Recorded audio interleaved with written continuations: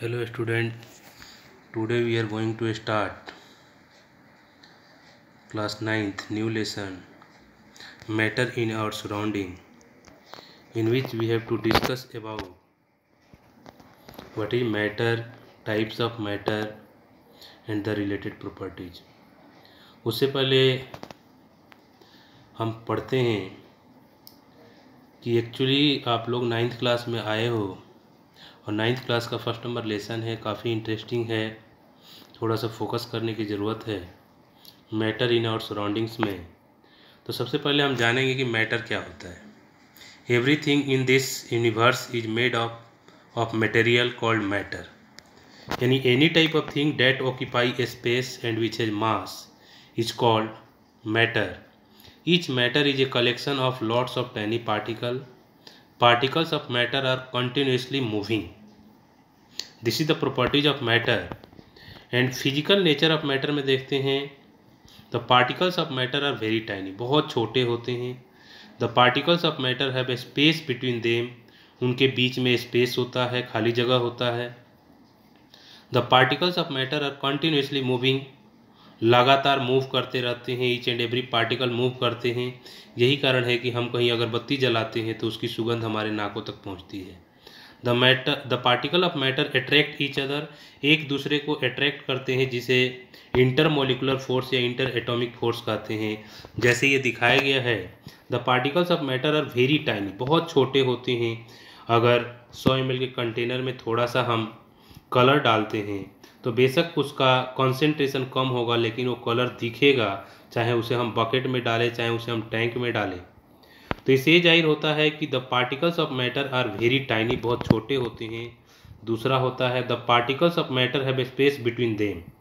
अगर वाटर में शुगर डालते हो, स्टेयर करते हो, तो शुगर डिजॉल्व होता है, इससे साबित होता है कि उसमें जगह होती है। Particles of matter are continuously moving, they are continuously moving एक ब्राउनियन मोशन होता है जो बताता है each and every particles are just going to moving around us with a velocity of 2.3 kilometre per second, यानी एक पार्टिकल 2.3 किलोमीटर पर सेकेंड की speed से मूव करता है। बट वो इसलिए पता नहीं लगता कि each and every particles are just going to moving, and after collision it comes in the atmosphere, atmosphere से बाहर नहीं जा पाता है। Particles of matter attract each other, एक दूसरे से अट्रैक्ट करते हैं। Each and every particles are attracted to each other, जैसे किसी रबर बैंड को अगर आप खींचते हो तो देखा होगा कि जैसे ही आप फोर्स हटाते हो ऑटोमेटिकली रबर बैंड अपने इनिशियल पोजीशन पे आ जाता है। तो इससे जाहिर होता है कि एक पार्टिकल दूसरे पार्टिकल को क्या करता है, अट्रैक्ट करता है। Matter around us is exist in 3 state, they are solid, liquid and gases. वैसे तो 5 होते हैं, सॉलिड, लिक्विड, गैस, प्लाज्मा और बीईसी, बट क्लास 9th में 3 ही के बारे में पढ़ना है, सॉलिड, लिक्विड एंड गैस के बारे में। अब एक एक करके स्टडी करते हैं सॉलिड स्टेट के बारे में। Properties of solids, solids have definite shape and fixed volume, इसका वॉल्यूम भी फिक्स्ड होगा, डेफिनेट शेप होगा। अगर ईंट है तो कहीं भी रखो ईंट का शेप ही रहेगा उसका। इनके बीच जो स्पेस होता है वो काफ़ी कम होता है। अट्रैक्शन फोर्स काफ़ी ज़्यादा होता है, यही कारण है कि सॉलिड स्टेट में होते हैं। इनके पार्टिकल्स के बीच जो मूवमेंट होता है वो काफ़ी कम होता है, बहुत कम प्रेसेबल होते हैं और इनमें डिफ्यूजन भी काफ़ी कम होता है। लिक्विड स्टेट की बात करते हैं, इनका फिक्स्ड शेप तो होता है बट फिक्स्ड वॉल्यूम होता है, फिक्स्ड शेप नहीं होता। जैसे 1 लीटर वाटर को किसी कंटेनर में रखोगे तो उस कंटेनर का शेप हो जाएगा। इंटरमीडिएट, इनके बीच जो स्पेस होता है वो सॉलिड से ज़्यादा और लिक्विड सॉलिड से डेट मीन्स कॉल्ड ज़्यादा होता है और गैसेस से कम होता है। The force of attraction between the particles is intermediate, force भी सॉलिड की अपेक्षा कम होता है। उसके अलावा ये कंप्रेसिबल होते हैं, लेकिन थोड़े कंप्रेसिबल होते हैं, ज़्यादा कंप्रेस नहीं कर सकते हम, और ये डिफ्यूज होते हैं। गैसियस स्टेट में हम देखते हैं ना तो इनका कोई फिक्स्ड वॉल्यूम होता है, ना तो कोई फिक्स्ड शेप होता है, और ये जिस कंटेनर में रखे जाएं उस कंटेनर के आधार पे अपने आप को डेट मीन्स कॉल्ड डिफ्यूज कर लेते हैं। The space between the particle is minimum, maximum बहुत ज़्यादा डिस्टेंस होता है एक पार्टिकल से दूसरे पार्टिकल के बीच, इसलिए फोर्स क्या होता है, बहुत कम होता है, और पार्टिकल्स के बीच मूवमेंट काफ़ी तेज़ होता है। सॉलिड के अंदर हम चल नहीं सकते, लिक्विड के अंदर हम तैर सकते हैं, चल सकते हैं, और गैसेस के अंदर हम भाग सकते हैं। तो इससे जाहिर होता है कि ये कंप्रेसेबल भी होता है और इनमें सबसे ज़्यादा डिफ्यूजन होता है सॉलिड और लिक्विड्स की अपेक्षा। चेंज ऑफ स्टेट, जैसे कि हम जानते हैं ईच एंड एवरी मैटर अपने स्टेट को चेंज कर सकता है after heating, after pressure. Solid state को जब हीट करेंगे तो लिक्विड स्टेट में चला जाएगा और लिक्विड स्टेट को जब हीट करेंगे तो गैसियस स्टेट में चला जाएगा। जब गैसियस स्टेट को कूल करते हैं तो लिक्विड स्टेट में आ जाएगा और लिक्विड स्टेट को जब कूल करेंगे तो सॉलिड स्टेट में आ जाएगा।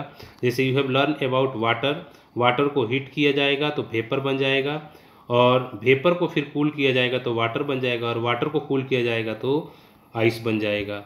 ये चेंज ऑफ स्टेट होता है। मेल्टिंग, जिसे फ्यूजन कहते हैं, एक्चुअली जब किसी भी पार्टिकुलर ऑब्जेक्ट को उसका मेल्टिंग पॉइंट मिलता है तो मेल्ट होना चालू हो जाता है। जैसे वाटर के बारे में बात करते हैं तो वाटर का जो मेल्टिंग पॉइंट 0 डिग्री सी बताया गया है और बॉइलिंग पॉइंट 100 डिग्री सी होता है। Latent heat of fusion, the amount of heat energy required to change 1 kg of a solid into liquid at atmospheric pressure, यानी एटमॉस्फेरिक प्रेशर पे 1 kg सॉलिड को liquid state में लाने के लिए जितना हीट की आवश्यकता होती है उसे लेटेंट हीट ऑफ फ्यूजन के नाम से जाना जाता है।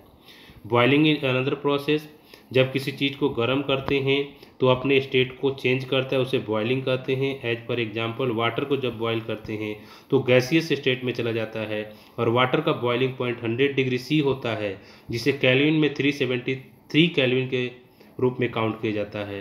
273 kelvin is equal to 0 degree C माना जाता है और उसी के आधार पर कैलकुलेट किया जाता है। Effect of temperature on molecular motion, solid में जब कोल्ड स्टेट हो रहता है तो इस तरीके का होता है, जब सॉलिड हॉट हो जाता है तो उसकी पोजीशन ऐसी हो जाती है। लिक्विड जब कोल्ड होता है तो ऐसा पोजीशन होता है और लिक्विड जब हॉट हो जाता है तो उसके पार्टिकल्स जो होते हैं दूर दूर हो जाते हैं। ये सब्लिमेशन एक ऐसी प्रोसेस को दिखाया गया है जिसमें सॉलिड डायरेक्टली गैसियस स्टेट में चला जाता है या एक गैस जो है डायरेक्टली सॉलिड स्टेट में चला जाता है। जैसे एम्फर के बारे में पढ़ा होगा, कपूर जो होता है, अमोनियम क्लोराइड होता है, वो सब्लिमेशन जैसी प्रोसेस को शो करता है। ये दिखाया गया है inter conversion of the 3 state of water. जब गैस को सब्लिमेट करोगे, सॉलिड को सब्लिमेट करोगे तो गैस बन जाएगा और गैस को सब्लिमेट करोगे तो सॉलिड बन जाएगा।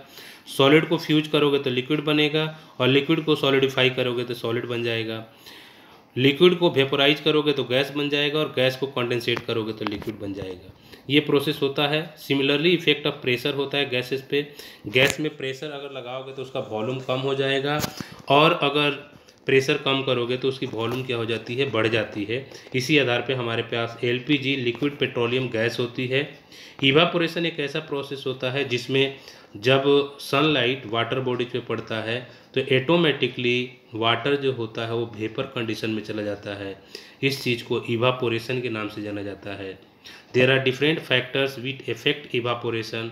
फर्स्ट नंबर, इवापोरेशन को जो इफेक्ट करता है, the rate of evaporation depends upon surface area, temperature, humidity and wind speed. Increase in the surface area increase the rate of evaporation, increase in temperature increase the rate of evaporation, increase in humidity decrease the rate of evaporation, increase in wind speed increase the rate of evaporation।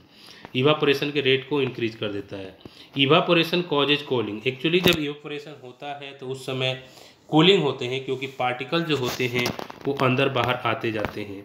ये procedure होता है और इस तरीके से हम कह सकते हैं कि when a liquid evaporate the particles of the liquid absorb heat from the surrounding and evaporates, so the surrounding become cold. As for example, people sprinkle water on the roof or open ground because during evaporation water absorbs heat makes the hot surface cool। और इस तरीके से क्या हो जाता है, hot surface cool हो जाता है। एक चीज़ और पढ़ा होगा कि एक बार लैंड ब्रिज होता है, एक बार सी ब्रिज होता है, जिसके कारण जो भी कोस्टल रीजन होता है उसका टेम्परेचर हमेशा मेंटेन रहता है। Thank you, that's all. This side Riya group. और आप लोग थोड़ा ढंग से पढ़ाई करो।